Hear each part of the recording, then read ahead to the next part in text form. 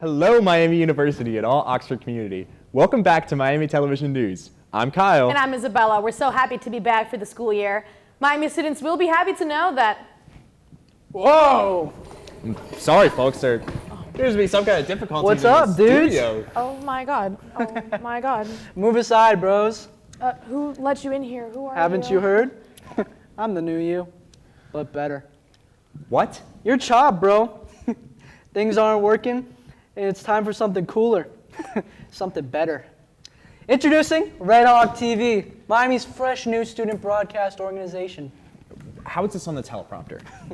With the goal of making the very best content, we're bringing you more variety with broadcast clubs, involvements, live music, and local musicians. But how will the students know when the new Chick-fil-A opens? Oh, you idiot. We're still covering important national, state, and local news, just like before. Just better, more interesting stuff, since, you're...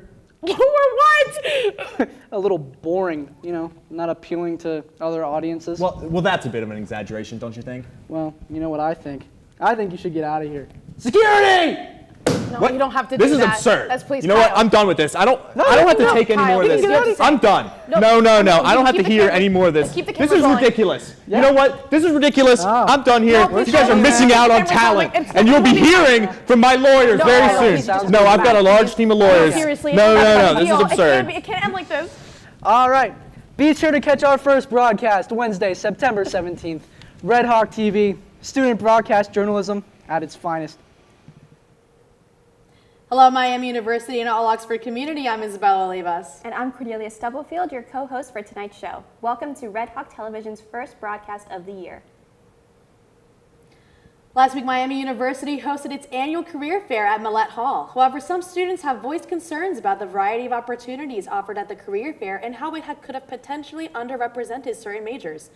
Red Hawk TV's Kyle Turnbaugh is on site at Millett Hall to investigate. Hello, my name is Kyle Turnbaugh. I'm here with RedhawkTV, and we're currently outside of Millett Hall, which usually plays host to Miami sports teams like volleyball and basketball. But last week, it wasn't full of people wearing red and white, but rather suits and ties. Last week, Millett Hall hosted the annual career fair here at Miami University, and over 200 employers arrived. Now, with Miami's track record of boasting about its over 200 majors, and its liberal arts approach, including the Miami Plan, you'd think there would be opportunities for every major inside of this basketball stadium. But maybe that wasn't the case. Red Hawk TV investigates. When scrolling through the 200 employers that attended the Career Fair and Handshake, a Miami-affiliated website for job seekers, you'll see a common theme. Finance, banking, insurance, and consulting firms make up the overwhelming majority of employers that attended the fair, leaving students outside the Farmer School of Business with limited choices.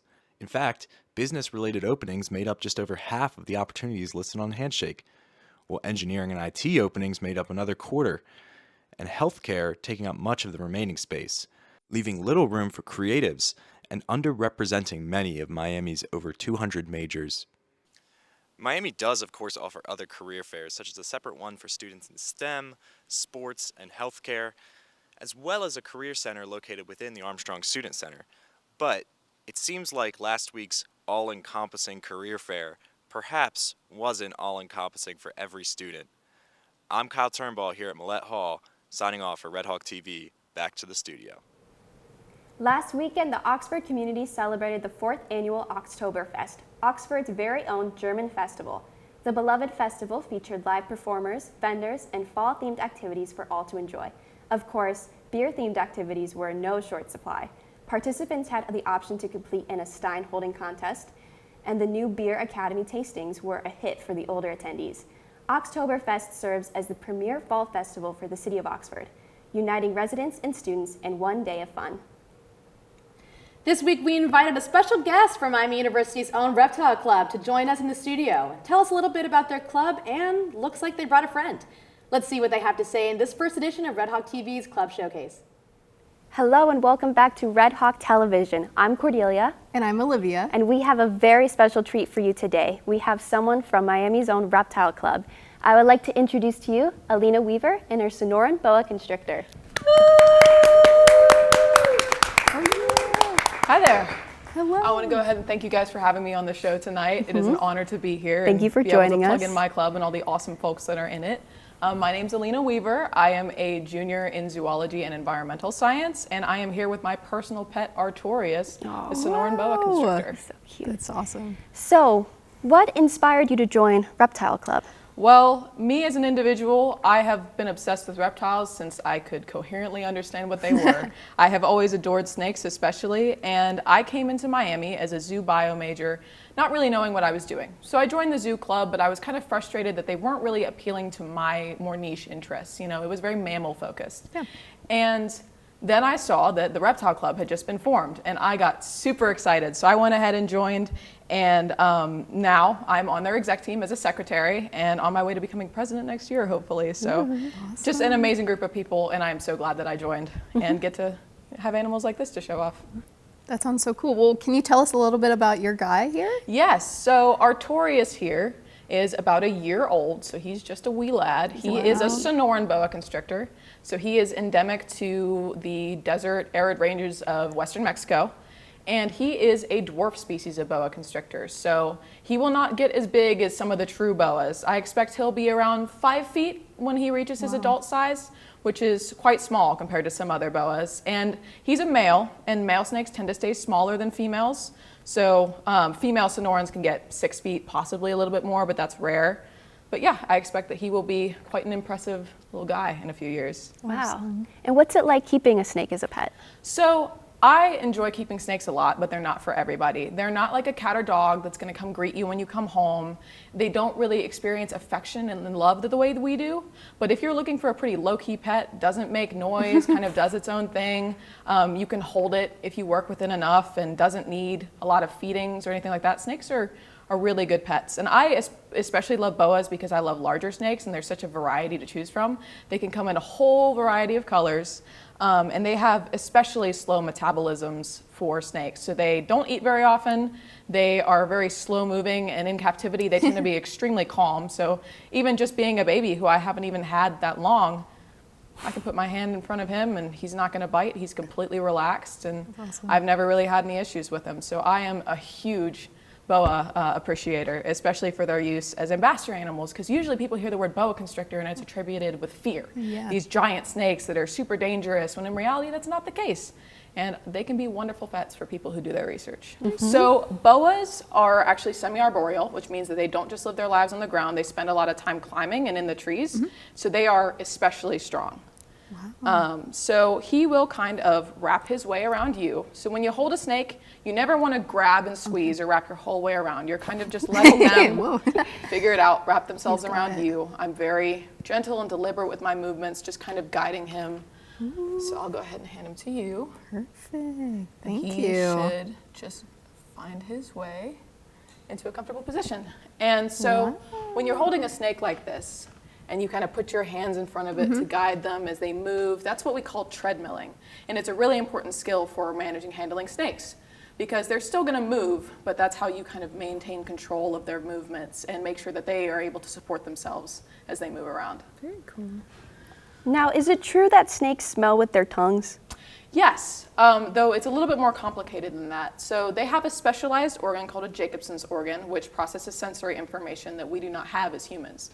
So they'll flick out their tongue, they'll pick up little particles from the air, and that helps them process the information around them and smell their food. All right, well, I think that is about all the time we have for Yeah. today, but thank you so much Thank you for so much. Yeah, of course. giving Thank us you for this having me. beautiful Awesome. snake. I'm sure not every Artorias is happy to be here too in his own way. Yeah, it's Maybe not every but- day you get to hold a snake. At It least is. for me. Yeah, For you, it is. and I guess. I'm really glad that he is able to give you guys this experience, because my goal with this animal is to have something that even people with no experience can hold and understand that snakes are not necessarily dangerous. They can be really wonderful to be with. Well, that's our interview with a member from the Reptile Club. Let's get back to the show and see what the anchors are up to. Thanks, Olivia and Cordelia. What a fascinating creature. Now to throw it over to Andrew Revos with sports. Hello, my name is Andrew Elvis, and in today's first edition of the RedhawkTV football preview, we break down Miami versus UNLV. First of all, these two teams have never played before, so it should be an exciting matchup in Yager Stadium's home opener for the 2025 season. Now let's break down these two teams. First of all, for Miami, they're 0-2 to start the season, but the record is a little deceiving since they faced both Wisconsin and Rutgers on the road. They come off of a bye, and they're ready to bring that energy into this UNLV game. Now for the UNLV Rebels, this is a team that's 3-0, but they have been a little shaky at times. First of all, they barely beat an FCS team in Idaho State, and they scrapped together a victory against UCLA, a team that just fired their head coach. So despite the 3 wins, they've been a lot closer than a lot of Rebels fans have wanted to. Now let's break down the keys to the game. Number one, for Miami, this defense. They've got to keep this UNLV offense quiet. One of the strengths of this UNLV team is this offense, and they've put up 30 points in 3 straight games.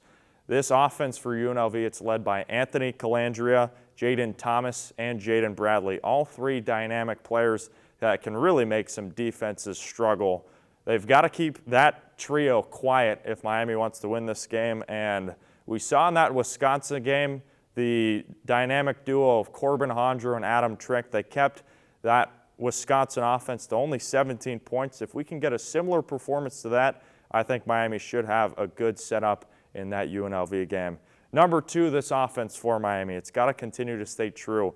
Little inconsistent in that first game, putting up no points at Wisconsin in Camp Randall. But last week, Miami put up 368 yards against Rutgers, a Big Ten defense, which is very significant, and this is the first home game for DeQuan Finn. So Red Hawk fans will finally get to see DeQuan Finn make his home debut. Really, the big issue for DeQuan Finn has been these turnovers. Already has 3 interceptions on the season, but facing a Mountain West defense, we'll see what he can do against UNLV. And especially for UNLV, the secondary, it's been good. 4 interceptions in 3 games.